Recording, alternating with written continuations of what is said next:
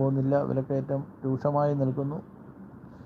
900 ഗ്യാസിന് വില കൂടിയൊരു ഹോട്ടലിൽ ഞാൻ ഉച്ചയ്ക്ക് പോയപ്പോൾ അത് ഇവിടുത്തെ ചേട്ടൻ പറഞ്ഞു എങ്ങനെ ജീവിക്കുമെന്നാണ് അദ്ദേഹം പറയുന്നത്. 900 രൂപ ഒറ്റയടിക്കാണ് കൂട്ടിയത്.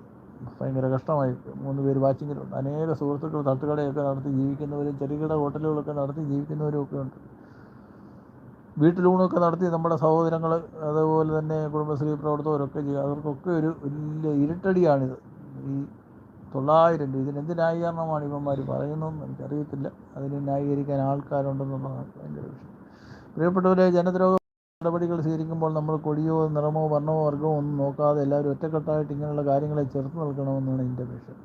5 പേര് വാച്ചെങ്കിലിരിക്കുന്നു.